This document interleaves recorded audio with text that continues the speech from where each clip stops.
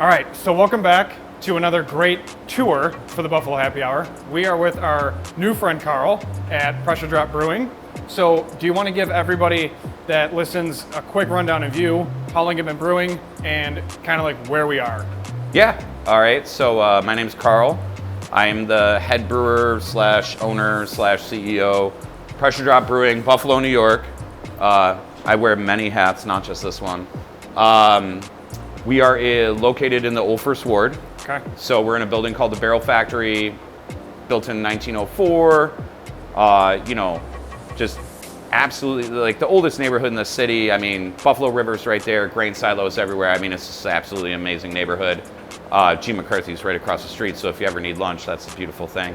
So I've been brewing professionally for, like almost 8 years now. Wow. Started home brewing way before that, and then while home brewing and whatnot, one night decided, imbibing a little bit too much alcohol, to start my own brewery, and here we are. November will be 4 years in this building. Jeez. 4 years of, a year and a half of it's been pretty brutal. Yeah, you ain't kidding. That's We'll wild. get into all that later. Yes, we will, So- during the interview. But So, do you want to run us through the equipment? Because Yeah, this is for not sure. homebrew equipment. no. So one of the things that I did though too is that when I decided that I wanted to start a brewery, I had my own business at the time, and I just pushed all that aside, and I went to another brewery. I was living in Northern California, and I went to another brewery. It was called Knee Deep Brewing Company, and applied for a job, right? So it was like, let's stop making money and let's go take a job working at a brewery for $10 an hour. And so I worked there for almost 3 years. Wow. Right? So just every single day learning and every single aspect of the business. I mean, I worked in the tasting room, I was a beer ambassador, I used to work events, I would go out and do sales. I worked in the cellar, I brewed beer, I did every single thing that they did. And I mean, there was a massive brewery though too. They sell beer in 44 states and 16 countries. I mean, and not only that, but the entire staff there was just so on point. Yeah. That it couldn't have been a better education. And then one day I came in and I was like, here's my 2 weeks notice, my bank loan got approved, and then I motored out the door and moved to Buffalo, and we had already secured the space and everything like that, and boom, started getting our equipment delivered and started building it out, and here we are. So equipment shows up. So what is the first process in making a batch of beer? So first thing you got to do is we got our beautiful powder blue mill over here. So what we do is we don't actually crush grain, we just crack it. Okay. So you just crack it open, and there's this beautiful white little seed on the inside of it. And what we do from there is, so we crack the grain, and then it comes up through this tube, and it goes into this beautiful vessel right here, which is called the grist casing. Okay. So the grist casing just holds the grain. It's just a storage space.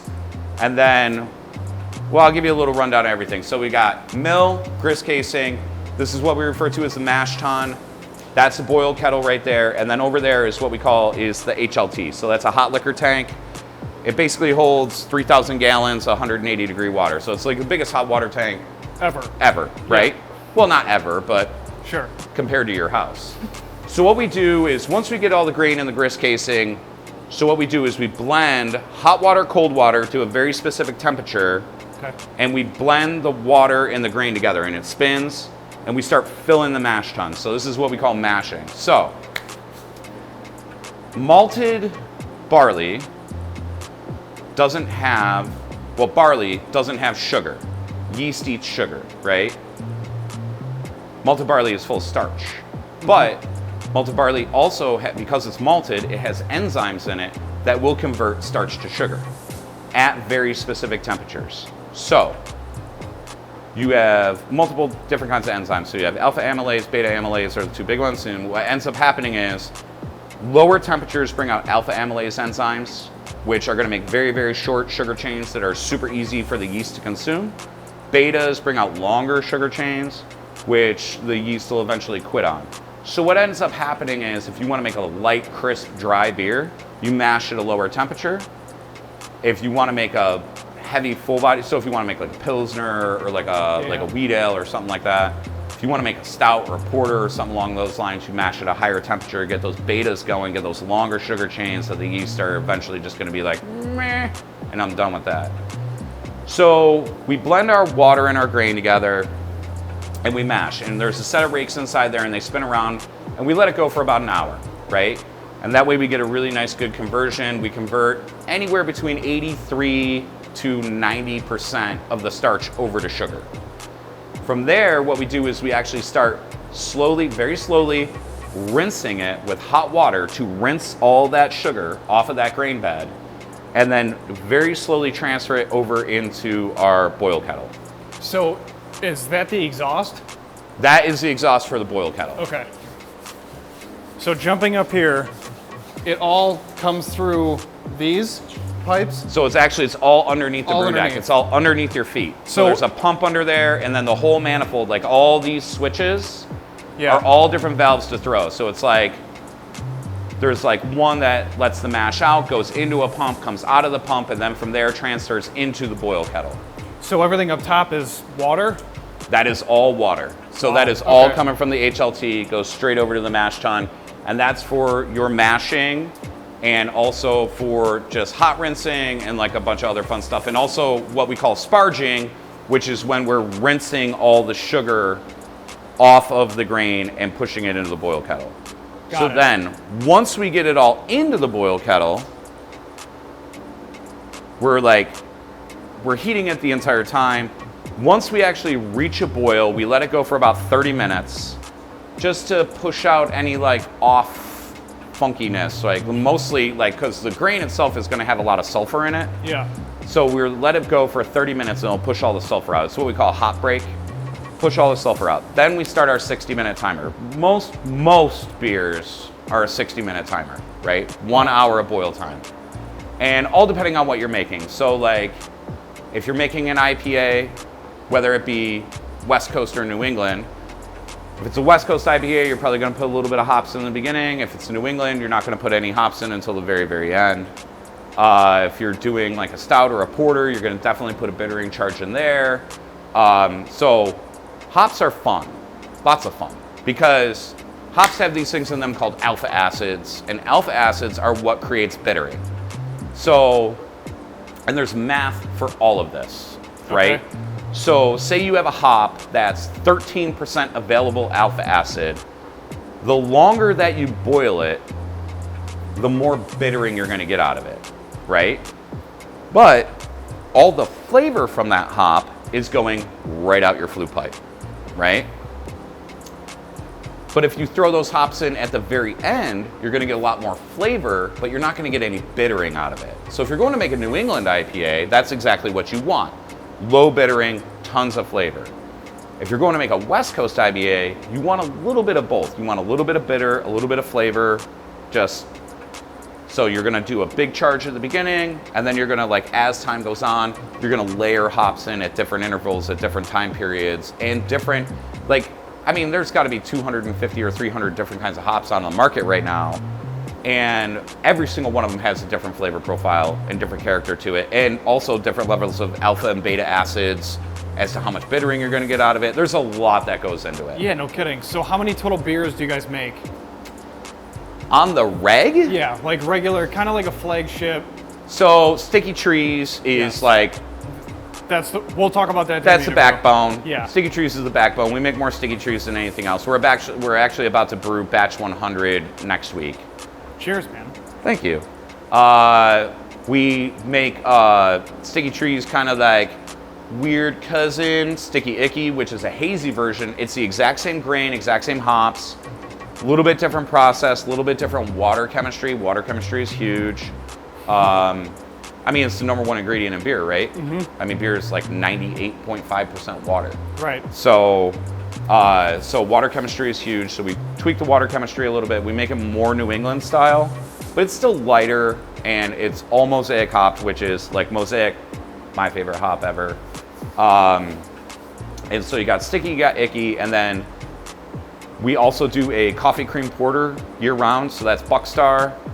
We get coffee beans from Underground's Coffee House right around the corner over here. They roast them in-house, like Colombian roast, bring them in here, and we, when we're making the coffee cream porter, I mean, when we make that beer, I love that because this entire place smells like coffee flavored brownies, right? It's just like chocolate and milk and... That's amazing. Yeah, it's pretty awesome. And then we also do Belgian blonde ale, really light Belgian blonde ale.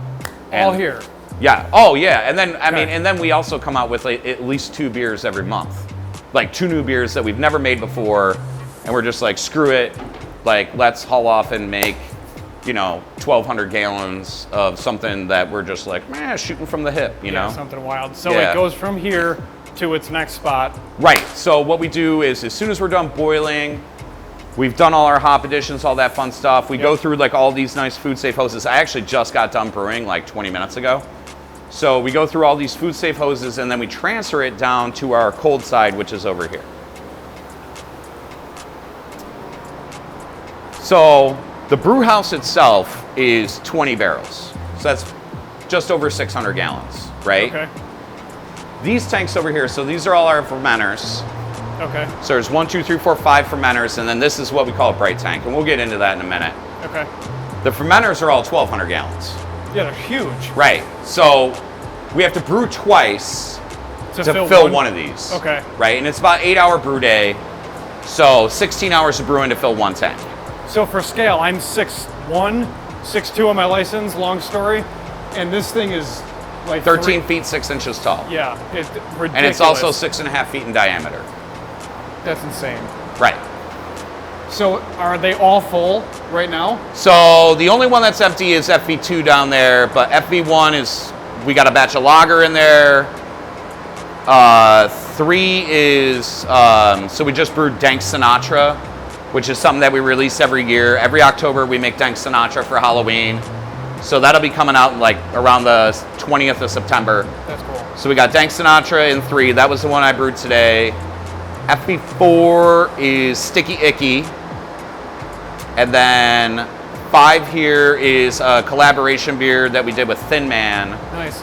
It's a mango lime sour called Happy Molecules.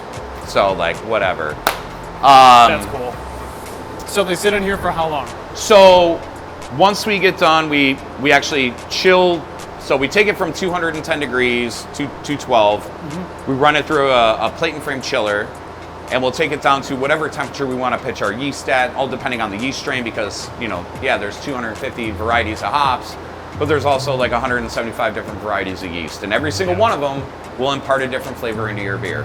And actually, it depends on what lab they come from too. Because if you buy, Trappist ale yeast from Brewery Science Institute, and you buy Trappist ale yeast from Omega Labs, you will get an entirely different fucking beer. Even though it's the exact same yeast strain, it just depends on the lab that it's made in and the quality. And so is it quality or environment? I think it's actually more so it's like the mother yeast that they have in house. Okay. And then just like how many times have they pulled off of it? Because one of the things about yeast is like we'll go multiple generations with yeast. We'll like harvest yeast and reuse it constantly. Yeast is extremely expensive. So like we'll get to like 12 generations and then we'll dump it down the drain.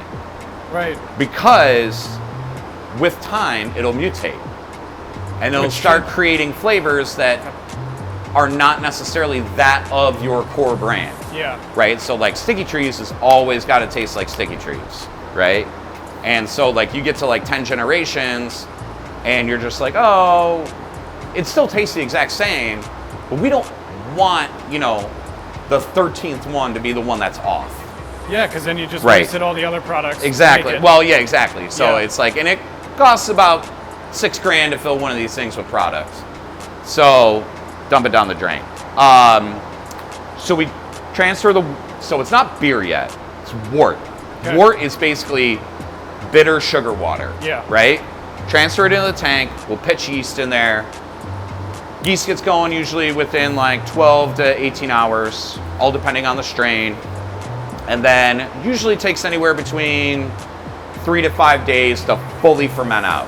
Now the thing is though, is that then you have to let it condition. Because yeast, yeast is awesome because it just eats sugar and it eats oxygen and it pisses out alcohol and it farts out CO2, right? And it just like bubbles away and bubbles away and bubbles away. And the whole time it's doing that though, it's just making a mess. It's like throwing a huge party. It's like the parents went out of town, it's throwing a huge party in there. It's just wrecking the joint. And it's leaking all these like horrible things like through its cell walls, like as it's pushing alcohol out. Which is the bacteria? No, not Okay. bacteria. Okay. No, we don't play the bacteria game here, bro. Unless we're making sour beer. Then we get into bacteria. Okay. But Good to know. I mean, there's always fermentation is fun because there's always like, even if you get like a fresh yeast pitch from a lab, it's only like 99% guaranteed that it's like, oh, it's 99% yeast and 1% of what we don't know what the fuck. Right. Right? And it's a race, right? So there's sugar in the tank and it's just who dominates, Yeah. right? And if the yeast gets ahead of all the other little fun stuff that's in there and dominates, you won't get any off flavors and you'll just get the profile of the yeast. If there's an exponential amount of,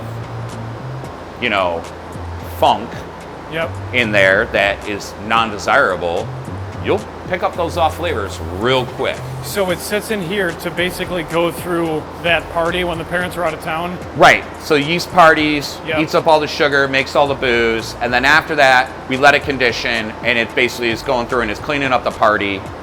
And so like all that fun shit that it leaked through its cell walls, Yeah. it'll actually pull back into itself. So much of that is visual diketones, which are, it's an off flavor in beer, it's known as diacetyl. And it's actually an energy source for the yeast. Interesting. Right? Yeah. So they push it out because they don't need it because they're in an optimal environment, but they'll pull it back in Because it's their energy source. because they're like, oh, maybe the next time we go to ferment something, it won't be in an optimal environment. So they pull it back into themselves. And so those diketones, if they mix with oxygen, they create diacetyl, which is like an off flavor in beer. It's like buttered popcorn. But then at the same point in time though, yeast itself will also, if you just let it condition, like just let the beer sit on the yeast for a couple days, it'll just impart more flavor into the beer itself. So ferments out 5 days, give it a couple days to clean up its mess, all depending on where you go from there. So it's like, if it's a IPA, Yep. we'll climb up to the top of that tank and just dump even more hops in. Because, so like I was saying with the boil, how Yeah. you have like the ones that you put in at the beginning, you're getting all the bittering. The ones that you get at the end, you're getting less bittering, but you're getting more flavor and aroma. Yeah. Anything that you dump in this tank, you're doing it at like 70 degrees or 65 degrees. Okay. So you're not getting any alpha-acid version at all. So you're getting zero bittering, but you're getting all flavor and all aroma. And then it would sit for Another, the time that so it we needs let it based on the sit, product? we let it sit. I mean, it all depends though too. Yeah. I mean, a lot of it's sensory as to like the process you're doing, but typically we let it sit on hops for 3 days. Okay. And then from there, we cold crash the tank, Okay. Got right? And so we take the temperature of the tank from like 70 degrees down to 31. That'll get all the protein, all the trash, all the hops, everything to literally drop to the bottom of the tank. We blow that crap down the drain, and from there, we transfer it from the fermenter into the bright tank. So the Okay. bright tank is basically what we do in here. It's nice. So the number one reason that we're doing it is to get it off the yeast, get it off the hops, get it off all the crap, get it into the tank, and then from there we'll force carbonate it. So if there's 1,200 gallons of beer in there, I'll carbonate the entire thing in like 3 hours. Wow. Right? Okay. And then from there, we let it sit, let the carbonation settle in, and then the next day they come in and we'll come in, like, so we typically transfer beer on Thursday, and then on Friday we'll can it and keg it. Yeah. So we got mobile canners, they come in here, they literally back up with a truck, drop a canning line, wheel it in, we'll can off 200 cases of beer, turn around, they split, they're gone by like 11:30, Wow. and then we turn around, and from there we fill all the rest of the kegs off the tank. and then blow it down and then clean it. And then start from the beginning. And then start all over again. And so the thing is like for every one day that you're brewing, you're probably doing 5 days of cleaning and processing. Sure. So it's like clean, process, clean, brew, you know? And then once we get it out of there, you can see all my awesome clean cooperage. I'm like almost out of kegs right now. It's fucking embarrassing. People are thirsty in Buffalo. Right. We'll go in here, which this is our tiny little cooler. Tiny. And we have all our packaged beer. I'll hold this open for the brother. Yeah. There you go. Come on in. There he is. So, packaged beer, cans, obviously, tons of kegs. And then from here, it just goes all out the door, gets loaded into trucks and goes. I mean, we sell beer, Buffalo, Rochester, Syracuse. We're supposed to be moving into Capital Region and upstate. Yep. And then potentially also further down into downstate. We'll see how that goes. And then also Pennsylvania. We just took on Pennsylvania. Well, congrats. Yeah. We'll dive into that in a couple minutes. Yeah, Pennsylvania is a lot of fun. Absolutely. So this is your storage. Like you said, you ship out, and then from here, basically people get more thirsty, more excited. Right. And then drive demand up, which causes you to continue brewing. Yes. Good and deal. Make more in, like, I think our first year we did like, I don't know, it was like 1,000 barrels, and then our third year we like increased that by like 40%, or second year we increased that by like 40%. And then COVID hit, but like even with COVID, we still made like almost the exact same amount of beer. Like, Man. we made like 1,400 barrels in freaking year 2, and then in year 3 we made like 1,397. You know, I mean, it was like ridiculous. Yeah. But I mean, we'll get into all that later. So you need a beer, right? I'll take one. You need a beer. What do you want? So I got lots of different kinds of beer. What would you like? I like everything, so give me your flag. Do you want to split a sticky tree? Sure. Okay. Split. It's like, no, that's not how this works. We don't split here. That's embarrassing. So the tour is complete. What we're going to do is just sit down with you, continue our conversation, may or may not dive into some of your products, and That's cool. we'll just get the bar rolling, man. All right, sweet. All right, we'll see everybody at the interview.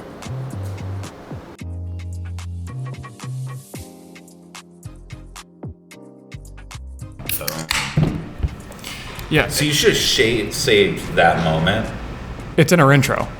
the cracking of the beer can. Yeah. Oh, okay. The cracking isn't, but we have ice cubes and then pour whiskey in a glass. That's our intro. well, No, it's the no, same. you got to No, tune he's it up got for it. this Yeah. one. Now he's Oh, got for it. sure. Just go like, Yeah. Yeah.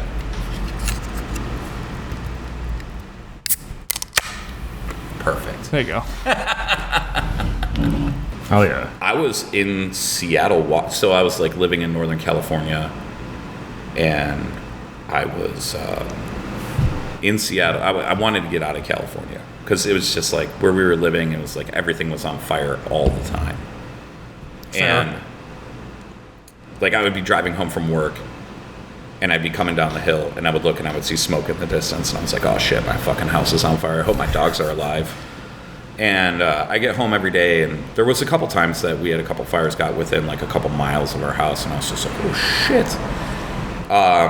So I was up in Seattle, Washington, kind of up there, like scoping out jobs, like seeing what my future was, blah, blah, blah, blah. And I don't know, I spent like 14 days up there, and I was just getting fucking hammered every single night on just like, and there was like 110 breweries in Seattle. And this was 5.5 years ago. Wow. So, I mean, they were on every freaking corner. Mm-hmm. And so I had a buddy of mine that I was homebrewing with, and I was like, dude, it was like maybe 1:30 in the morning, I was absolutely trashed, and I was like, dude, let's fucking open a brewery. I was like, we make great beer. And he was just like, you're fucking drunk. And I was just like, yeah, I am. And he just hung up the phone. And I was just like, all right, sweet. So then I ended up getting back into California, like, I don't know, it was like 6 or 7 days later, and he owned a construction company, I owned a construction company, and so we were on a job site together, and he looks at me and goes, so are you serious about this? And I was like, what? He's like, the brewery thing. And I was just like, oh yeah, for sure, you know? And then he's like, all right, I'll start crunching some numbers and all this shit. And so he sat down and he started crunching some numbers. I mean, he had opened like multiple businesses. He had opened like hair salons with his wife. She was a hairdresser and all this stuff. And he had all this other crap. Plus he had his construction company. And I was just like, all right, sweet. He's like, yeah, no. He's like, the numbers on this are really good. He's like, it's doable. He's like, what's next step? And I was like, well, somebody's got to quit their job. Yeah. Someone's got to go full send. Right. Like, you just got to, like, yeah, I'm making like an obscene amount of money with my contracting business, and I'm going to go and take a job for $10 an hour working in a brewery. And I think when I left there 3 years later, I was making $12 an hour. It was in California too. Right. Yeah. Yeah, you're That's not poor. livable. Oh, I was beyond poor. Yeah. Thankfully, like the entire time that I had my contracting business, I had like been like, I always lived poor, so I'd just been like stockpiling cash. And then like at the end of that, I was just like, oh, like worked at this brewery for 3 years making no money. I was just like, great, I'm out of money now. Hope this place works out, you know? But I mean, here it is 4 years later, we're still friggin' kicking ass, so. Yeah. Almost cheers. 4 years. November 2nd will be 4 years. So what made you move back to Buffalo? We were originally trying to open the place. So, I mean, born and raised in Western New York. We were originally trying to open the place in Cali. And way more crowded market out there. So we were in the Sacramento area. And Sacramento's about twice the size of Buffalo. Buffalo's 275,000 people. I think Sacramento's 490. The metro area here is like 1.7 million. Metro area in Sac is like right around 3. But like in the city limits of Sacramento, there were 56 breweries. So like everybody in Buffalo's like, oh my God, there's so many breweries and there's one popping up every day. I was like, you don't even freaking know. Like, you don't know what it's like to be spoiled with breweries. Well, yeah, like once you quantify what the other cities are doing, like you mentioned Seattle and now there, Go to it's San like Diego. ridiculous. San Diego's got 220. Yeah, my cousin lives there, and he loves it because he's like, dude, it's great. Every day you can drink something different. There's like an old industrial warehouse district in San Diego, and I think on that one street there's like 34 breweries. Wow. Yeah, I mean, it's insane. They're literally right next door to each other. So Buffalo is not oversaturated. Oh, not even remotely close. Like, this city could seriously... Like, if you look at the actual demographics, like, in the city of Buffalo itself, in the city limits, I think there's only 12. Oh, okay. Right? Because you think about... And I'm talking about breweries that produce and distribute beer. So you got, like, Beltline, Flying Bison, us... Resurgence, you know, and the list goes on. CBW, etc., Thin Man. And then, but like in the greater metro area, you have like almost 40. And I mean, you're really stretching when you say 40, because that goes all the way down to Olean. I mean, is Olean really in the metro area of Buffalo? I mean, or if you're talking about like 5 and 20, they're down in Westfield. I mean, that's like an hour and 15 rides and away. like, or like Eli Fish is in Batavia. That's like, 45 minutes away. I mean, is that technically in the metro area? No. Sure. I mean, even if you want to, like, would you even include Wilson? Like, Wilson is 40 minutes away, you know? Yeah. Or Lewiston is a half hour, you know? We worked with Jay at 4 Mile. Yeah. And he was like, all he talks about is Olean. He doesn't even mention the fact that they're in Buffalo. Yeah. He's like, no, we're in Olean. Right. And he's like, we'll go up to Buffalo. And that's how they speak. Because they're so close to the state line. Yeah. 4 Mile sells more beer in Pennsylvania than they do in New York Yeah, State. that's what he was saying. It's wild. Yeah. And not only that, but like Pennsylvania is just like a bunch of crazy motherfuckers. So. Yeah, they just chug beer. Yeah. Then Well, I cut mean- down trees and hunt. Fun story.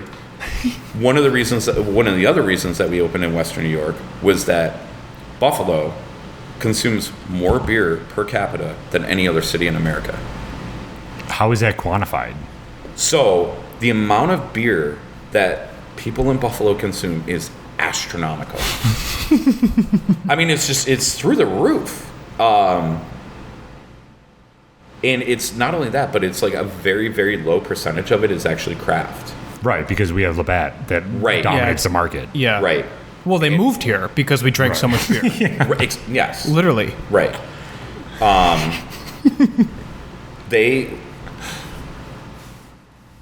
There's so much macro is consumed in Western New York, and like as time goes on, like this is the thing is that like once people start drinking craft beer, they don't typically go back to macro unless they're like out on the boat on a Sunday and it's like freaking 105 degrees outside, and you're not drinking 8% double IPA. No, you're freaking chugging White Claws Right. and freaking drinking Bud Light all day. Yeah, Bud Light Right. Lime. Right. Exactly. I mean, and I'll always say this too, is that there's always a place and a time for like every single beer that there is. Right? So like people will be like, wait, you drink Miller High Life? And I was like, hell yeah. When I'm like sitting around a fire, like, and like when I'm out camping, yeah, I'm burning through a 30 rack of 16-ounce slammers of Miller High Life. We were just golfing last Saturday, and I was dripping sweat. It was so hot. I didn't want to crack open a double IPA. I had a Blue Light Lime, and I was Yeah. like, "This is so refreshing." We would have Right. fainted. Yeah. We, We would've like it, died. yeah. We would have been in the hospital. if I we mean, had a unless double you're like IPA. one of those people that all you drink is double IPA Sure, yeah. all the time. Yeah, and those people are not scare me. normal. So I'm not normal? Well, no, Oh, like I'm cool with that. It's good to be weird. Yeah. Right? it's not weird. You're just a different level. Like that's well- you earn that. a badge of honor. Yeah. The brewery that I used to work at in California, we actually specialized in triple IPAs. So they were like all over 11% alcohol. What does that taste like? Because at some point, you're kind of like drinking a Bush. No, it's Not so- Bush, not Bush not the Busch brand. Light, yeah, I'm no, saying no. the landscape. Right. So it's not, you have to, there's like a fine line when you're making beer. You want to balance malt with alcohol, bittering, and hop flavor. And like, if you're a really good brewer, you can anticipate all of those things coming into place. And sometimes you might want to do some pilot batches and figure shit out. But we did 4 beers that were triple IPAs that were core product that we made year round. We did Hop Shortage, Hop Trio. Hop Shortage was like 11.3. Hop Trio was 11.1. Simtra was 11.25. And then we did No Seeds, No Stems. That was 10%. And I could just sit there and like I'd get off work and I'd like finish my shift and I would just slam down like 2 pints of 11.1% IPA and I'd be like, yeah, I'm good to go. See you guys later. Have a nice day. Get in my car and drive home. And I wouldn't even think about it because I had just been like that was just what we were used to. Well, plus you also worked all day. Right, So yeah, you're which is actually the burning- worst part about it is like you worked all day, you probably didn't eat anything, and you're on an empty stomach, and you just drank 32 ounces of 11.1% beer. Yeah. But So when you go from an IPA to a double IPA to a triple IPA, what are you doubling and tripling? Just the so amount of like hops? it's I mean, so BJCP, beer categories, all that fun stuff. Like there's no such thing really as a triple IPA. You have IPA, which is like anywhere from like 5.5% to like 7.5, almost 8, and then anything past that is just what we call imperial. So you have like imperial IPAs, but then like it got to the point where like IPAs were getting so out of control with like high ABVs They're getting close to wine. that they were like double, triple, and then quad. And like we used to do a quad IPA there all the time. It was 13.7. So I couldn't drink that I shit, would be man. on It was the floor. I'll tell you a fun story about that. also, welcome back. This is the interview. Yeah, we're, right. we're just We're just going going through full it, send. yeah. So we sat there and like these, I mean, we used to just make those beers all the time and it was a lot of fun. But like, so part of my thing when I worked at Knee Deep was like I used to do everything there, everything under the sun. And one night I was working in the tasting room and we had this beer, Hop to Range, 13.7%. And we did 13-ounce pours of it for $5.50. What? Yeah, I mean, it was ridiculous. Like, I remember when the owner raised the price to $6, she was like, you think I'm going to piss people off? And I was just like, Jesus Christ, man, really? I was like, they're actually aggravated right now that you're giving them 2 quarters. Like, Yeah, really. just charge $6 and call it a day. But we had a policy with that beer, though, that you could only get 2 pours of it. And if you drank 2 pours of it, you were done. Like, we cut you off, period. It didn't matter. If you could have one of those, then we would serve you like 9 double IPAs after that. But if you had 2 quad IPAs, you were toast. You were done. So there's a gentleman sitting at the table one day, and they come up, they get a round. One guy gets the hop to range. His buddy comes up, gets another round, and he orders another one for his buddy. And I told him, I was like, listen, this is the deal. I was like, your buddy's got 2 of these now. He's done. He's toast. He can't have anything else. Any from here on out is just, he can drink water or soda. Mm-hmm. So they come back up, and the guy, hey, I want to get another round. I need another hop to range. And I was like, oh, for your buddy over there who's already had 2? I was like, no, he's done. He's toast. Like, go get a glass of water, call it a day. Yeah. And so he gets back over to the table, and he brings his buddy his glass of water, and he's like, whoa, where's my beer? And he's just like, bartender cut you off, man. And he's just like, what? And he's like, yeah, go ahead, go argue with him. And the dude gets up from the table and turns around, and he just fell flat on his face because he hadn't moved in 45 minutes and pounded 2 14% beers. And he friggin' just fell right on the ground. He's like, holy shit, I'm hammered. And he's like, yeah, maybe I shouldn't drink anymore. The guy gets up to come and argue with me, and he's just like, nope, you're right. And he goes over and friggin' sits down. That's amazing. I feel like everybody else in the bar was just like, okay, don't do what that guy really did. Noticed for the most part. Really? Oh, thankfully, yeah. It was like a Sunday at like 1 p.m. So. What do you do, like leave church and just get bombed? No, so that brewery was right on Interstate 80. Okay. Halfway between Sacramento and South Lake Tahoe. So we got tons of like people going to South Lake Tahoe or coming back from South Lake Tahoe, and they would like be like, they would check out other hotels or whatever at like 11 o'clock in the morning, and we were only 45 minutes away, so they'd be driving down the hill, and they're like, oh, we're going to stop and pick up some beer before we go home. Mm-hmm. Makes sense. And, oh, while we're here, we'll have a couple pints. And yeah, that place was groovy. Do people just not know like what 14% of a beer will do to you? Right. It's like, dude, that's like drinking like 2 like massive goblets of wine. Yeah. And he did it in like 45 minutes. Exactly. Yeah. I mean, that's wild, man. I don't know. When you're drinking 14% beer, are you really thinking about anything? Yeah, that's true. Good point. You know, you're just kind of doing what you do. This tastes good. Yeah. And then you can't This is delicious. Right? Then you can't move. So, okay. We're going to get back to the whole Buffalo thing here. So we're originally supposed to open in California.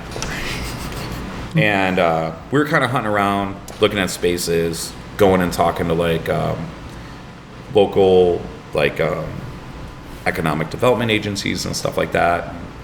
We were just kind of getting stonewalled at like every single freaking turn. You go to talk to people and you'd be like, oh, hey, and you know, we're like people who want to like open a new business in your town, yada, yada, yada. Like, what are you guys going to bring to the table for us to invest money in your town? And most of the times they would just be like, we don't need you. You need us. Sure. You need our population base. We don't need you. We don't care if you open or not. Somebody else will open. And we're just like, what? So I just happened to be in town for like a wedding. I was like getting on a plane and like Google it. I was like, economic development agencies in Western New York. And so there's Invest Buffalo Niagara, which does like the entire, you know, Western New York frontier. And just I'm on the plane and I just like call them. And I'm like, yeah, I'm coming into town, blah, blah, blah, blah, blah. And they were like, sweet, let's set up an appointment tomorrow for 10 a.m. I was like, rad. And so I was like, the wedding's at 1, you know, I'll be good. So I get there at 10 a.m. and there was a woman working in at the time. Her name was Carolyn Powell. And like I came in, dude, I was wearing like some filthy shorts and like a freaking button-down flannel. And she just treated me like a pro from moment one. And I was just like, what? And she was like, well, when's the next time you're going to be in Western New York? And I was like, I'm coming back in 5 weeks for another wedding. And she's like, I'm going to get you set up. We're going to do meetings. We're going to run you through the gamut, every single thing that Western New York can offer you. Wow. To open here. And I came back 5 weeks later, and I went in on a Friday morning at like 8 a.m. and I didn't get out of there until almost like 7 at night. And I met with everybody. I met with Erie County. I met with like 3 different banks. I met with like 4 different law firms. I met with a bunch of different accountants, like all this stuff. Met with the utility companies, like National Grid, National Fuel, like everything, like, and all these people like just basically being like, we're not going to throw money at you, but like these are the things that we can do for you. Sure. Right. And it just, everything kind of fell into line. And so then I had to go back to California and tell my partners, I'm like, hey, we're not opening in California anymore. We're going to open in Buffalo. Plus, at the time, there was only like 6 breweries in the city. So I was like, it's a much less competitive market. And I was like, and it's, you know, highest beer consuming per capita in America. I was like, this is a place to do it. So what was you mentioned that we basically have like no breweries compared to other larger cities. Yeah. Specifically on the West Coast. Oh yeah, like Portland, Seattle. I mean, Sacramento. You talk about like LA, San Diego. Like, I mean, Buffalo or New York State as a whole actually has a lot of breweries. But for Buffalo specifically, how does that impact the infrastructure for the city? Like, are we set up to facilitate the amount of breweries that other cities have? Craft will grow, right? And as craft grows, there's more than enough thirsty Buffalonians, and craft will grow. And like, Well, the population, sure, but like, do we have enough water? Do we have like the literal infrastructure? I understand the Great Lakes. There's 1,000 breweries in California, over 1,000. And there's like no water in California. None. Right. Right. So we have it. We're good. yeah, we're good. In Not only that, but like we in New York State, like New York State itself had thought about like growing breweries from like a really holistic standpoint. Meaning? So I'll explain. They did this funky thing where they were like, oh, hey, we're going to set up this farm brewery license. And so if you want to be a New York State farm brewery, meaning that all your grain is grown in New York State by New York farmers, it's malted in New York State by New York maltsters, and all your hops are grown regionally too in New York State, we'll give you this license, and there's like so many advantages to it, it's ridiculous. Like tax credits, things like that. Not so much that, it's just like you can have like up to 5 satellite locations. So you can open 5 tasting rooms under one license. Oh, wow. So your license is like, you know, X amount of dollars. And like, you know, I mean, if you try to open a bar or restaurant, I mean, your liquor license is thousands of bucks. Sure. Right? For distilleries, if you're a farm distiller, you can only open up 1 satellite location. So that's interesting that you can do 5. You can do 5 with brewery license. That's wild. Yeah, it's nuts. So, I mean, there's like all these crazy advantages to it. People talk about tax credits and shit like that all the time. I mean, like, there are some. It's not super substantial. I mean, the number one thing is that, like, we don't pay sales tax on anything that we purchase for, like, 5 years. So, like, anything that we buy, we don't pay sales tax on for, like, the first 5 years you're open. I guess that's, like, the number one, like, big tax advantage that you have. Is that backdated, where they screw you on the 6th year, where they're like, hey, you bought X amount in those 5 years, so now you got to pay for those first 5 years, or it just starts? Get, like, a code that, like, when you go to places, you, like, show them this thing, and you don't get charged sales tax while you're there. Okay. Like, if I go to Home Depot, I'm just like, and they're just like, oh, yeah, no sales tax for this guy. And then, as long as I'm using a company card. Yep. And then, but, like, so that's all good, but, like, you know, and if you're making substantial purchases, it works also for that. You just literally give them the code number, and it's all good. And, you know, year 6, that code number goes away. Yeah. You don't have it anymore. Yeah. So they don't, like, retroactively charge you sales tax. It's just when you go to buy stuff at that point, you actually have to start paying sales tax again. Gotcha. But, so we sat there and we kind of hemmed and hawed and went back and forth and looked at a bunch of locations in Western New York, and then we found the Barrel Factory and, you know, partnered with this building, which is like, I don't know, like, it was just like, it's such a groovy concept, right? So it was like multiple businesses, like, all in one space. So there was, when we first opened here, there was Snowy Owl Kombucha, Lakewood Spirits, the distillery, Bar Cultivar, which was a cider bar that was being run by Leonard Oakes, Buffalo's Best Cucina, which is, he's still here just racking out amazing food. And then there was Elevator Alley Kayak, and I'm like, wait a minute, wasn't there a kayak shop doing there? And they're like, oh yeah, we're right on the Buffalo River. And I was like, oh, okay, cool. So I was like, I was like, this is a really groovy space. And we really wanted to focus on production.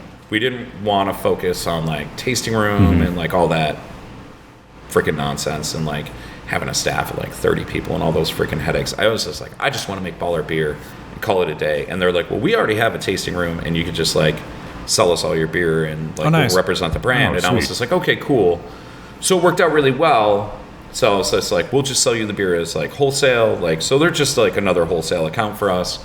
And like, you know, we had a good relationship with the bartenders and stuff like that so they can explain the product to customers and whatnot. And, you know, so that's how it's been going for like the longest time. And it's, you know, growing all the time. And, I mean, the building's amazing. Snowy Owl Kombucha, actually, freaking Tara, who runs the joint, she's such a savage. I love her.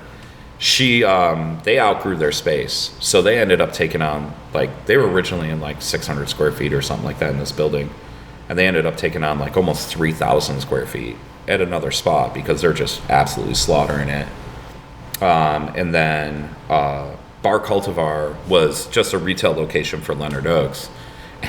And I think their lease was up like April 1st of 2020.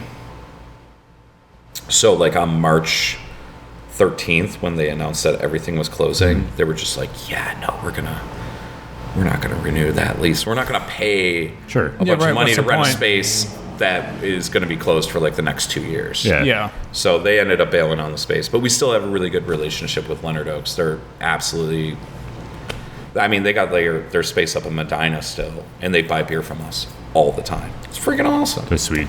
Well, they're just great people Sure. to work with, you know? Yeah, you can't. So beat when you that. got this space, was it always this much square feet, or did you expand? Yeah, no, it was, so I mean, the space is what it was. So, we had to like kind of change the way that we laid things out originally. Like where the Brewhouse and everything sits right now was actually supposed to be where all the coolers were and the fermenters.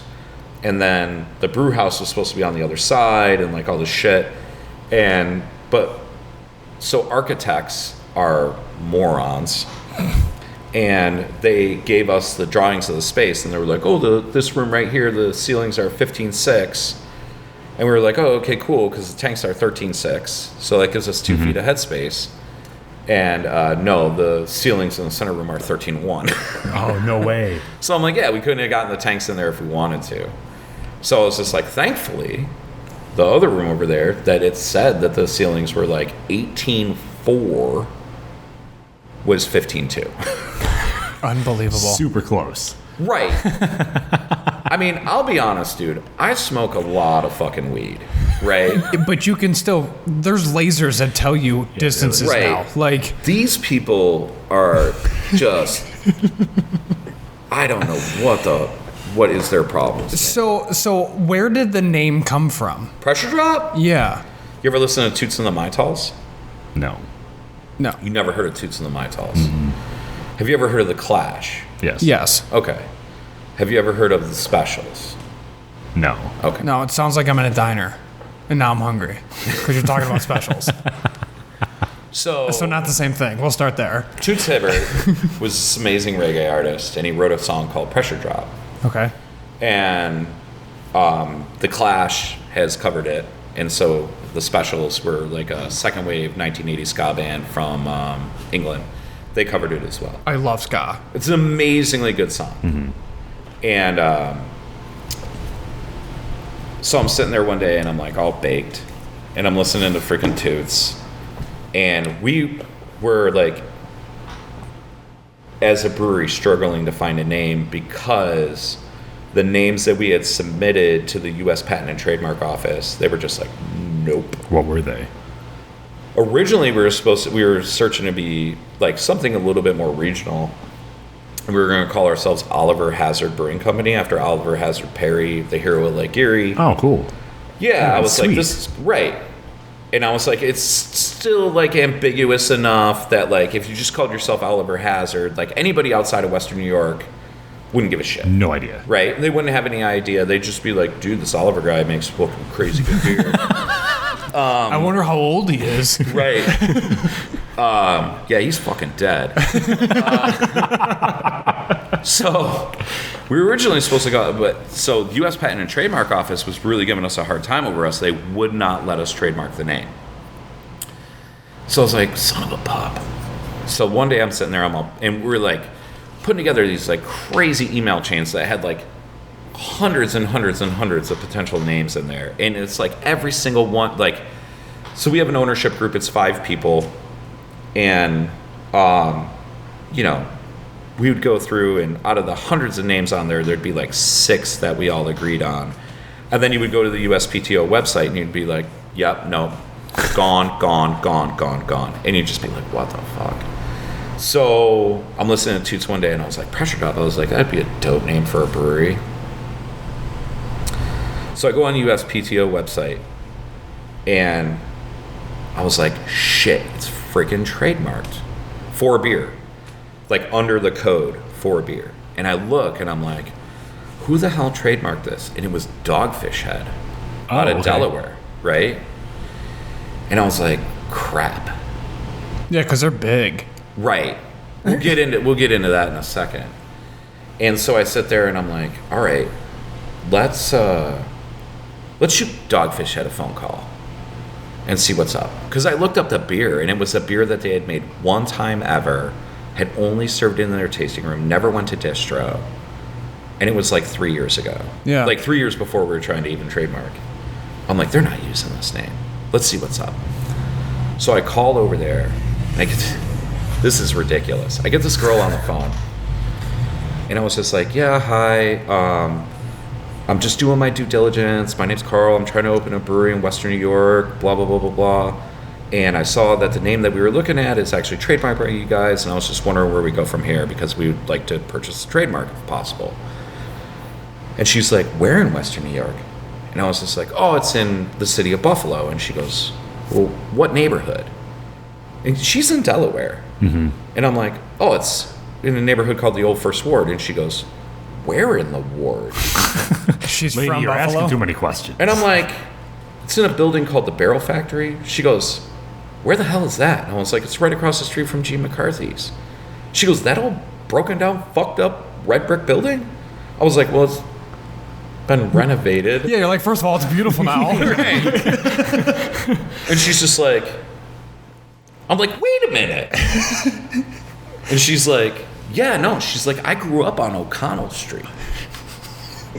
And she was like, I was breastfed inside Gene McCarthy's. Oh my God, what is South Buffalo thing you say? Dude, I'm obsessed with the city of Buffalo. I'm like, what? Buffalonians find each other everywhere, Magnets. no matter what. Correct. I mean, it's like, you could be in Australia and you're going to run into somebody from friggin' Buffalo. So... I did, by the way. That's very honest. Right. How amazing is that? Just throw out a happenstance and it's like, yeah, no, that actually did happen. So she's like, yeah, no, like, let me go talk to our in-house trademark attorney. I was just like, oh shit, this isn't gonna go well. Right. Yeah, right. She's like, his name's Martin, he's a really nice guy. I'll go put in a good word with him right now. She's like, he'll get back in touch with you in a couple days. So I give her all my information. She forwards it over to Martin. He sends me a very nice email. A couple days later, he sends me another email. He's like, hey, I'm going to this meeting. We're going to talk to all the guys. We're going to talk to Sam and stuff, blah, blah, blah, blah, blah. He's like, I'm going to bring this whole thing up. I was like, groovy. So like 4 days later, I don't hear nothing, right? And I'm just like, I'm really chomping at the bit. Yeah. What did they trademark it for? Was it a beer? Yeah, it was for a beer, Yeah, very gotcha. specifically for a beer. And I was like, I'm chomping at the bit. And all my business partners are like, it's never going to happen. I don't know why you're putting so much stock in this. You know, like, don't think that Dogfish Head is going to do us any favors. What was your response? Like, well, then come up with a cooler name. Well, my whole thing was like whatever, let's just explore it. I was like, it's literally a little bit of time and zero money. Yeah, worst Right. case they say no. Right? Yeah, right? And just be polite. Right, yeah. Ask. Yeah. Ask. Be polite. So Your phone rings. I hadn't heard from him for 4 days. So I turn around and I call him. And he's like, hey man, I'm just getting on a meeting with Sam Calgione right now. He's like, give me 10 minutes, I'll call you back. And I was like, okay. So he turns around and calls me back 10 minutes later. He's like, yeah, so we don't feel the name is brand sensitive to Dogfish Head in any way. And if we can help out like a startup brewery, blah, blah, blah, blah, blah. Like, yeah, we're totally willing to sell you the name. And I was just like, oh, great. So here comes the price tag, right? And he's like, all we want is the money that it cost us to actually trademark the name. Really? Like the legal fees and like Which everything. is what, like $75? No. It's like, it was like $2,200. Oh, was it? Yeah, because all the attorney's hours that go into it as well. Oh, that's fair. Right? Okay. And I was just like, $2,200. I was like, sweet. I was like, we've already spent like $8,000 trying to trademark this name that's like USPTO told us no. And I was just like, all right, $2,200, done deal. And then we had to pay our lawyers like $400 to transfer it or something like that. And that was the end of it. That is awesome. Yeah, What a good so it was story. like, oh, so fun, like even better. So Sam Calcione from Dogfish Head is actually going to be a keynote speaker at this year's New York State Brewers Conference, which I'm going to. Oh, sweet. And I'm going to be like, what up, motherfucker? You remember that one time? Remember that one time when you sold me my brewery name? Here, drink a Sticky Trees and shut up. So, would you trademark Sticky Trees, or did you trademark? Or at what point do Have breweries not yet. yeah. Have not yet, but I'll tell you this. It's been like a product on the market for like almost 4 years now. So like if anybody else actually did put a beer out on the market that was called Sticky Trees, I think legally I could sue them. I wouldn't, because Yours is better, so. well, it's not even about that. It's I mean, like I said earlier, every beer has a place and time. It's not about that. It's about like, I remember when I worked at Knee Deep, man, and we got cease and desist letters from Lagunitas. And I'm like, when did freaking these guys become a bunch of freaking jerks? Right. Right. So like, if somebody else made a beer called Sticky Trees, especially in New York State, I would call them up and be like, hey, kind of, like, let's be polite. Sure. Let's like work this out. And if they wanted to be jerks about it, then it would be a different story. Yeah, right. But I will say this, the craft beer industry, for the most part, it's just like the same thing. It's like, call, be polite, For the most part, we're all friends. I mean, like I was telling you earlier, I mean, like, I spend more time with brewers than, Yeah. like, people, I mean, I guess brewers are still technically people. Kind of. Yeah, no. I mean, they're not superhuman in any way. I mean, other than their alcohol intake. Again, quad IPAs. Different. Yeah, I breed. never drank that shit, though, man. I fucking hated that beer. Right. It was like drinking motor oil. It was But- so thick. So speaking of IPAs and where they fall on the IBU scale, which is nuts because Right. it's the International bittering units. correct. But the thing is- where does Sticky Trees fall on the IBU scale? So there's a difference between, okay, there's calculated IBUs and then there's perceived IBUs. Okay. Right? So like, calculated IBUs, this is 45. So it's like Mild. mild as Out far of as an 100? IPA goes. But then you got like, yeah, like a light lager would be like 18. So it's out of 100? No. Oh, okay. Well, yeah. What is it out of? Well, they say that nobody can detect, like, your palate just cannot detect more than 100 IBUs. I have found that to be incorrect. I made a beer once when I was homebrewing that was calculated at 1,000 IBUs. What? Yeah.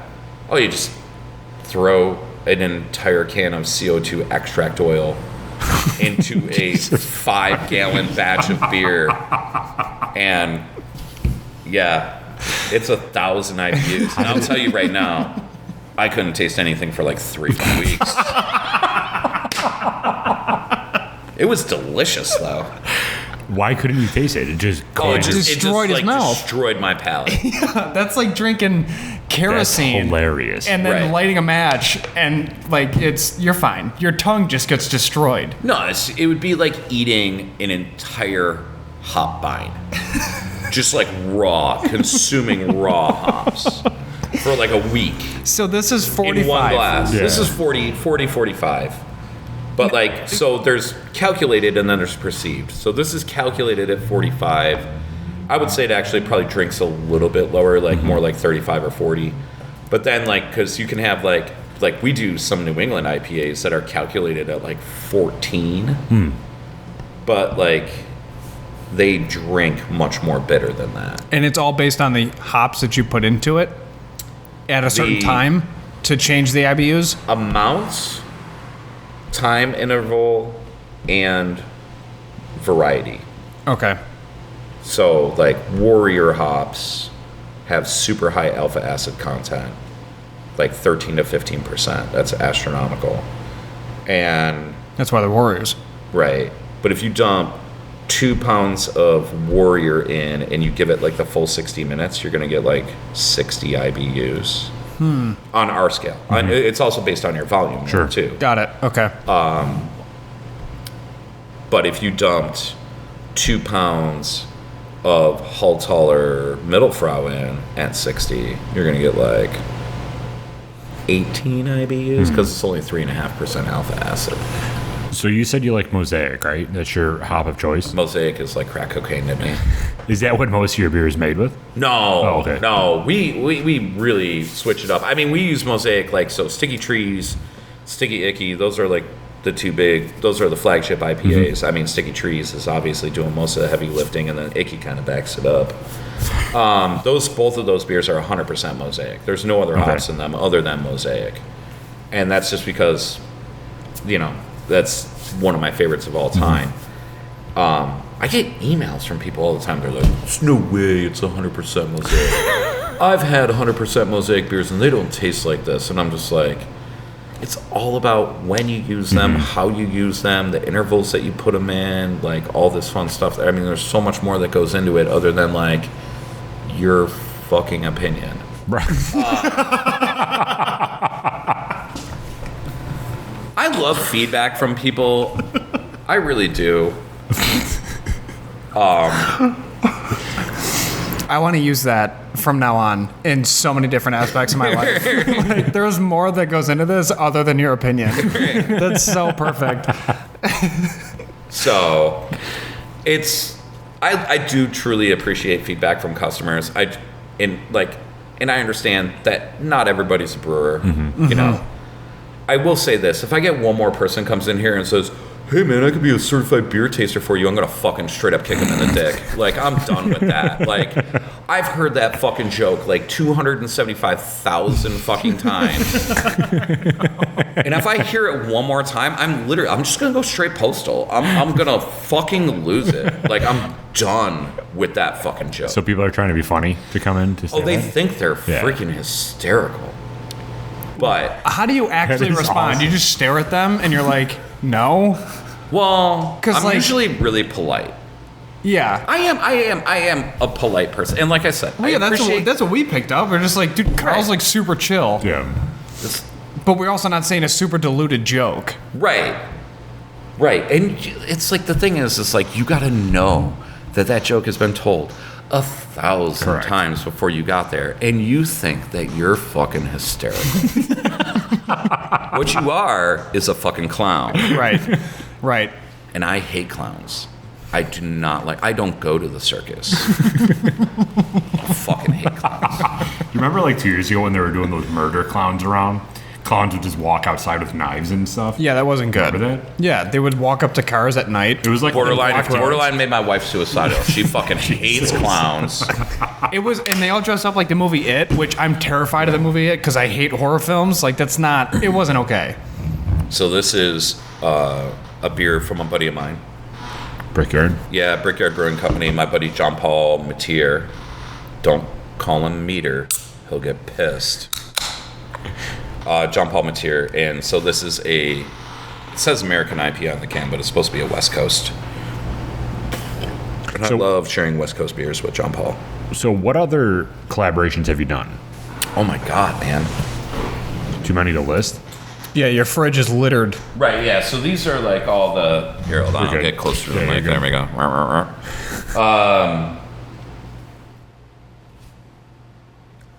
First collab we ever did was Aqua Buddha. No, not the first collab. The first collab I think we ever did was. Crap, I can't even remember, man. Because like these are all the ones that we put into cans. Like these are all our can labels. But like we did a bunch before that even. Oh, we did one of the first collabs we did was with Thin Man Brewing. So Rudy Watkins, who works at Thin Man, like when I came into town and I was just like going around to all these breweries and I'm like, hey, I'm opening a brewery. He's like, dude, if you ever have any questions, need any help with anything, you let me know. I'm here for you. And he had just opened the Elmwood location of Thin Man. And I was just like, hell yeah, yes, please. Right. So like, you know, like references for contractors, like all sorts of stuff like that. Like, who did you get to run your electrical? You know, like just a million different questions. So I think the first collab we actually ever did was with Thin Man, and that was, we did it at both locations, but it was 2 different beers. It was the exact same grain bill and the exact same hops, but we used 2 different yeast strains on it. So I did it West Coast style with Chico Ale yeast, and then he did it like hazy New England. But it was the same grain and the same hops in both beers, and they were dramatically different. Really? It was awesome, yeah. It was a fun science experiment. So like, and he was like, you remember when you wanted to open a brewery and then you started having night terrors and panic attacks, like once you opened it? And I was just like, yeah. So his IPA was called Night Terrors and ours was called Panic Attacks. And then I think the second one we actually did was with West Shore Brewing Company, Josh Lazamba. That kid's, he's just, I don't know, he's one of my favorite people in the world. He's a genius. Is he? His beer is really good. Josh is, I would say he's just fucking nuts, man. He's a wizard. He's out of his mind. He's just, you can't, if you tried to duct tape him down to a chair, he would shatter the chair. You know, like, I mean. He's not going to focus on the tape. No. Yeah, he's going to focus on the He's going chair. to find a different way to get out of it, right? Like, his thought process is just so non-conventional. I love the guy to death. So he came over here and it was a catastrophic brew day. It was the worst brew day ever. We started at 7 o'clock in the morning. I don't think we got out of here until 2 a.m. Just every single thing that possibly could have gone wrong did. And so we got a really good chance to know each other because I didn't really know Josh very well at the time. And so we did that. That was awesome. So that was, I think, the second one we did. And then after that, we did Aqua Buddha. That was with Big Ditch. Then we did Knives Out. That was with CBW. Then we did Dog Birthday Party. That was another Thin Man. Then we did a collab with Knee Deep. That was a brewery I used to work with. That was Dank Sinatra, Oh, that's which cool. we keep re-releasing every year. 12 Gates. We did Can Confirm, which was a Letterkenny reference. I don't know if you guys know Letterkenny. We got a cease and very desist much off so. of that one. Did you really? Oh yeah, Hulu sent us a letter in the mail saying like you Hulu? cannot use Jared Kiso's likeness. Really? Yeah. That's incredible. Yeah. Did you keep it? It's somewhere around here. Okay. Then we did Struggle Bus. That was with Stoneyard, my buddy Oz, who brews out in Brockport. That beer's freaking amazing. We've actually made Struggle Bus twice. Then we did, after Aqua Buddha, we did Aqua Jesus with Big Ditch. So every year we do a collab with Big Ditch in July, and it's Aqua something. Sure. This year it was Aqua Flying Spaghetti Monster, which was, I thought it was amazing. So when you do collabs, do you both head brewers get together and just like jam out for? Yeah, you know, Yeah, we sit just hang.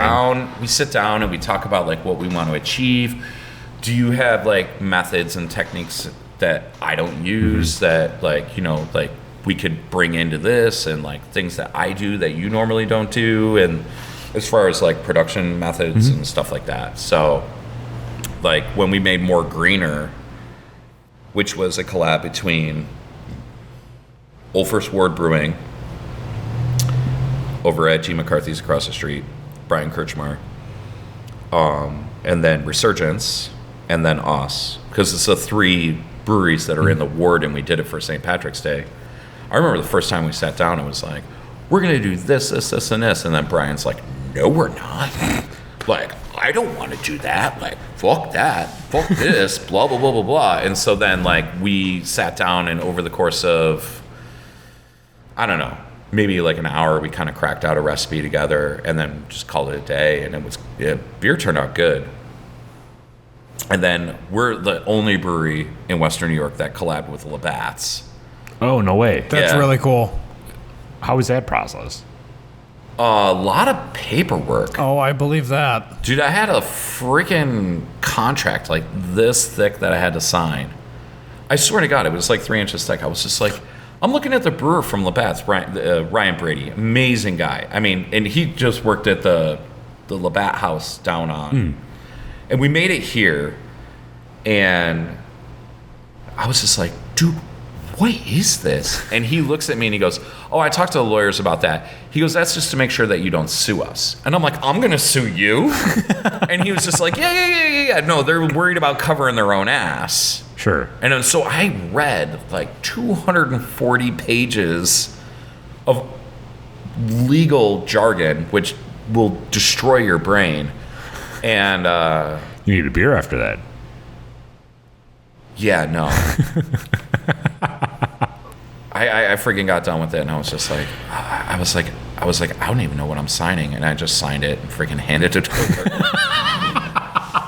I was like, we're making beer together or not? And he goes, you signed that? Now we are. And I was like, all right, that's sweet. What kind of beer was it? So it was, Labatt's is a lager. Yeah. And Sticky Trees is an IPA. So we made an India Pale Lager. Nice. So it was done with lager yeast, but it was all mosaic hopped like Sticky Trees.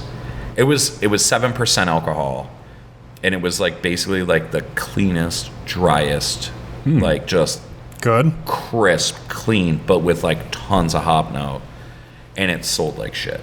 Oh, really? Everybody hated the fact that we did a beer with Labatt's. Interesting. Yeah, they were not into it. Because, like, you craft didn't- beer drinkers were not into it. No kidding. That's fascinating. I mean, it makes sense It went because on they're like, super discount at consumers. wow. Yeah. Did you like it? I thought it was fucking amazing. Oh, straight up chug the crap out of those beers. What was the percent? 7. It was 7%. Yeah. Yeah.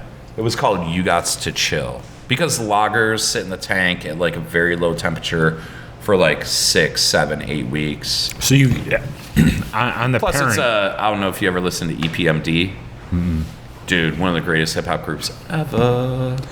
EPMD is like late 80s, early 90s shit. They did a song called You Gots to Chill. It's freaking amazing. Dude, we made so much beer here after music. Like we did. well, that's what you're passionate about. It's Well, so like, I just love listening to music. I am not a creator in any which way, shape, or form. But We can 1000% relate to that. right. But like, so we make an imperial stout here that we barrel age almost every year. It's called Blackalicious, and it's named after one of my favorite freaking hip hop groups from Southern California, Blackalicious. And people are like, "Who the hell's Blackalicious?" I was like, "You don't know Blackalicious? Like, what? Are you fucking kidding me right now?" so that's not trademarked at all. I mean, if they wanted to come after me, like, go ahead. If anything, I just want to talk to you and just be like, I love Yeah. your music. Right. Like, you're going to use it as a doorway like, to talk dude, to them. you're seriously, you're going to call me right now? Like, did I make it? I'm on the phone with the guys from... Like, you're talking to your wife, like, babe, we made it. Right. Blackalicious is calling me right now. I thought I was pretty much, I was like, dude, we got a cease and desist letter from Hulu. I thought that was pretty rad. Yeah, I feel like that's how we would take everything. Yeah. Like, if we got a cease and assist, we'd just be like, we're doing it. We're Right. really doing it, Harry. And then, so the front of the fridge has like a ton of stickers on it. Like a ton of can labels. right. But like we ran out of space on the front, so they're all on the side too. So here, hold on one sec. Are you gonna move the fridge? I think he's going to pick one that he likes. No. I'm Just trying to counting. figure out which one. Like so many of these are not collabs anymore. Sure. Like we don't collaborate as much as we used to. So what's the difference between Sticky Trees and Sticky Icky? Yeast, Okay. water chemistry. You dove in to it a little When bit. you add the hops. Yeah, you dove into a little bit during the tour Yeah. on that. So, Sticky Trees is West Coast IPA. So we use what we call a Chico ale yeast, right? So that's like from Northern California, Chico, California. This is very good. I'd never had this. Really? Yeah. Oh yeah, light, crisp, dry, tons of hop flavor, really nice aroma, skunky, sticky, Yep. dank, right? Like all the good West Coast Oh, yeah. stuff. So then Icky, though, is same hops, same grains, change the water chemistry a little bit, but then also, instead of like doing a bittering charge at like 60, like we do at Sticky Trees, we don't do any bittering charge. Okay. Like everything goes in right at the very, very end. And then change the water chemistry to make the beer, to make it softer. And then use a different yeast that's going to make it hazy, come across as softer, way more tropical. Sure. Like less sticky, skunky, dank. It's still got a little sticky, skunky, dank in there, but it's like way more like tropical fruit, like bright fruit flavors to it. So when you try out these beers, do you have an experimental area where you No, try man, this I out? just freaking make like 600 gallons of it and call it a day. Yeah. Full send. What if it doesn't taste good? You just dump it? I've only had, in 4 years of making beer here, almost 4 years of making beer here,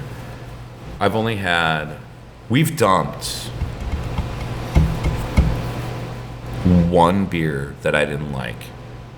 And then we dumped a batch of Sticky Trees, a 40 barrel batch of Sticky Trees that the hops in it were like oxygenated. They were oxidized, so they didn't come across as like sticky, skunky, and dank. They came across as like smoky cheese. Oy. Yeah, gross, right? Yeah, not you in a don't beer. you don't want to drink a cheese beer. No. No, it sounds Not at terrible. all. So we dumped that down the drain, and then one time we got like a bad yeast pitch, and we dumped some shit down the drain.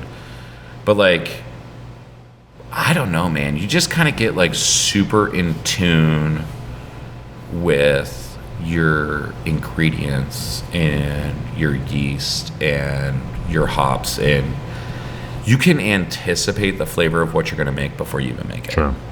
You know? So like, Well, not really, because I haven't spent 8 years brewing beer like you have. Between home well, and longer than professional. 8 years, but I mean 8 years professionally, but like way Yeah. longer than that. Like, and so like we sat there and like I used to do some funky stuff when I was home brewing. Well, I I'd feel be like like, oh, I'm gonna take like an Irish red ale recipe, but then I'm gonna double the hops in it, and screw it, I'm gonna pitch a Belgian yeast and ferment it out at 77 degrees, which would normally turn it into dumpster juice. But we'll see what happens. And like the next thing you know, I made this beer that literally tasted like strawberry, like saltwater taffy. It was freaking insanely good. Yeah, and I feel like that's when you kind of figure out your recipes and what you actually like as well, because you Now I just do that, but instead of doing 5 gallons at a time, I do 600. Jesus. You're wild, man. that's love amazing. it. You gotta hang it all out there, man. Yeah. I don't have time. Like, listen, man, dude, this place consumes me, right? And I don't have time to devote like 6 hours to Sure. a 5 gallon in 2.5 weeks of fermentation and dry hopping. Yeah, so To a 5.5 gallon batch of beer. That, by the way, when I turn around and make it on my 600, on my 20 barrel system, it's gonna taste totally different, anyways. Right, sure. Right? Because it's like production brewing versus home brewing is just like they're miles and miles and miles apart. Like, I mean, I've run into so many people who are like, dude, I'm a dope home brewer, and I was like, yeah, sweet, dude, do it on a 20 barrel and let's see what happens. Sure. And like, It's not a simple formula. no, Yeah. you can't just scale shit up. Sure. There's so much more that goes into it. It's not just a little bit of math. It's like math and chemistry and biology that will ruin your brain. So, That's wild. yeah, have fun with that. Yeah. Like, oh, and like every single freaking, this is another thing with tours, is you get the guy who's like, oh, I want to be you got any room for a professional beer taster? That freaking douche. But then you also get that kid who comes in here and he asks you like 275,000 freaking questions because you know he's trying to open his Sure. own brewery. And like when I get to like question like 12, because I know exactly where this is going, right? When I get to question 12, I'm like, dude, just quit your job and go and work at a brewery. Like, I don't care if you're working in behind the bar, whatever, to start. Sure. And then, like, you know, eventually somebody's going to let you clean kegs because nobody wants to clean kegs, right? And then from there, like, maybe somebody will show you how to CIP a tank, which will be useful when you open a large-scale brewery. And he's just like, whoa. Fucking hysterical every single time. I'm not trying to be your competition. No, dude, it's not about competition. Right. I mean, I work with every single brewery in Buffalo. Sure. I mean, who haven't I collabed with? It sounds like all of them. I can't think of a I brewery haven't that- collabed with Hamburg. Oh, okay. Interesting. Haven't collabed with Hamburg. I feel like Did I that would be do an it? easy collab though. Right, yeah. No, Jason, the brewer over there, he's a sweetheart. I love him. Who else haven't I collabed with? I haven't collabed with 5 and 20, but they're way down in Westfield. Yeah. Haven't done anything with 4 Mile. Big Inlet, they're new though. Who else am I missing? I'm missing somebody. I know I'm missing somebody. Rusty Nickel. No, I have not. No, actually, we did do a collab with Rusty Nickel because we did the Pink Boots beer with them this year. Oh, okay. Cool. So that was cool. Anybody up north? Haven't done with Woodcock yet. I tried to do one with Woodcock when Matt Redpath was still the head brewer there, but it fell through. And Like, first, we just didn't have enough time. you probably didn't do anything with First Line yet. No, right? no. They're relatively still super duper new. Yeah. Love And those they're in boys, the though. process they'd of be doing down it. with it. Right, yeah. No, all those... I mean, those kids are young. Oh, yeah. Dude, they're like awesome. 24, And 25 I'm years like old. looking at you guys, and I'm like, dude, do you guys even have to shave? Like, I honestly don't think Mike has to shave No, yet. No, it's so cute. I mean, there's... It's so cute. I love the fact that you call them cute. Yeah. I mean, those... And hey, man, they're freaking killing it down They there, are. though. Yeah, like, they are. They were open for 6 months, and they're like, we need like a $700,000 expansion. And I was just like, all right, go for it, bro. They'd 100% be down. We're friends with them. They would. Yeah, definitely be no, down those with it. kids, like, so we have the Western New York Brewers Guild, Yeah. Yeah. which is like a regional organization with all the breweries in it. And they've showed up to a bunch of meetings, and like, they seem super chill. Yeah. I'm the worst person to be at those meetings because Oh my god, I could picture it though. I mean, you walk in like that, and you're just like, "What's up?" No, I'm the worst person to be there because they're like, we're going to do these things. And I was like, you guys are fucking morons. Who the hell buys billboards? Like, we don't spend advertising money on billboards. Fuck that shit. You know, like I'm and whenever they propose an idea now, if I don't say anything, everybody like looks at me. Yeah, because you're like, that guy that's gonna. They're speak waiting out. for me to chirp up. Sure, yeah. They're Yeah. like chirp chirp, and I'm just like, no, I'm cool with it. Like, go for it. That's Do whatever you want. So where can people find your beer? Are you at Wegmans and Tops and stuff like that? Wegmans, Tops, Consumers, 7-Eleven, every single like local bottle shop and stuff like that where you can find good local craft beer.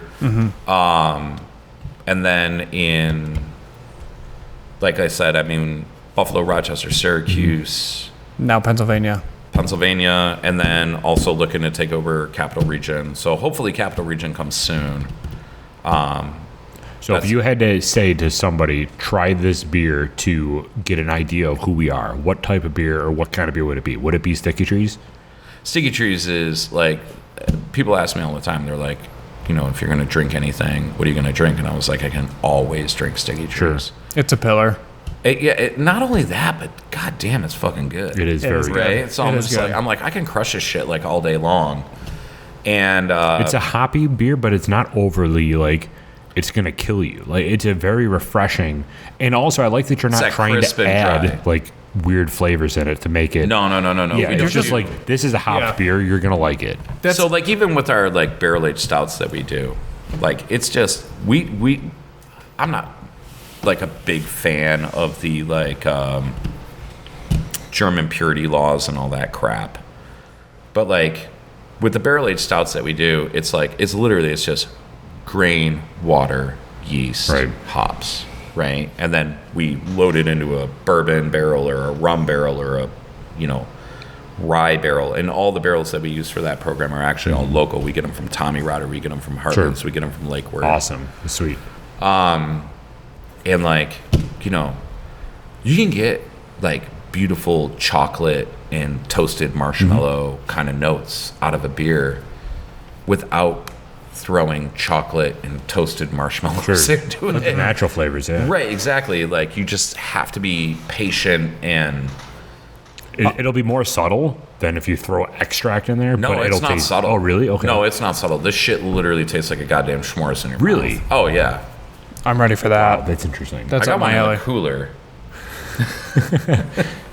That's fascinating. It's only, by the way, it's only 9.3%, so it's not going to put a hurting on you. Oh, so you're good. It's not that 13.5. That's true. Quad 13.7. Quad 13.7. IPA. Right, Yeah. Right. Yeah, that's too much.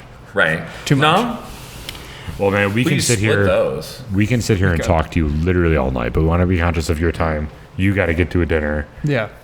Is there anything else that you? Where are you on social media? Can you tell everyone your social media website? So we have Pressure Brewers for Instagram, Pressure Drop Brewing for Facebook. I am Carl and Joe Strummer on Instagram, and then I don't know what else is social media, like Twitter. Does anybody do Twitter? No, We don't. A lot of people Stop do, but doing we that, don't. yeah. It's just too negative. too negative. What about a website? Well, we have a website. Yeah, it's I think it's pressuredropbrewers.com. Okay. Don't quote me on that. I don't do any of the technical Sure, stuff. yeah, So yeah. I mean, like just we have. Google them. Yeah. Right, exactly. Yeah, Yeah. just Google us. I mean, and put in Buffalo because there's actually also a Pressure Drop in London, England. Oh, really? Okay. Yeah. Yeah, we'll keep it home. I'm a homer. So, Right. Yeah. I mean, Google typically does all that crap like based on geography, anyways, like where are you doing your search from, but just like make sure. Because we had like a guy one time and he's like, hey man, I tried to Google driving to your place and it said I had to get on a ferry in like Nova Scotia. And I was just like, Wrong place. she's like, yeah, I had to drive to Newfoundland and get on a ferry and take a ferry all the way to England to like get to your brewery. And I was just like, where are you at? And he's like, Rochester. You're like, make a left, guy. Right, Like, right. So you heard of this thing called the 90? You know? She's like, that's what I thought. yeah. I mean, he was quality though. This guy, he was a character, man. He was so much fun. Well, that's good. Awesome. So, Well, thank you so much for your time. We really appreciate it. Oh, yeah. Everybody, Oh, man. go Not a check them out. Go to Tops, Wegmans, anywhere, and find some of their beer. because it's anywhere amazing. great craft beer is sold. Sure. Which also includes 7-Eleven. Absolutely. Right. Well, thank you so much for your time. We appreciate Oh my it. God. Thank you, everybody. This was an Thanks, absolute man. pleasure. You guys Absolutely. absolutely rock. Thank you man. so much. Absolutely. Take care, everybody.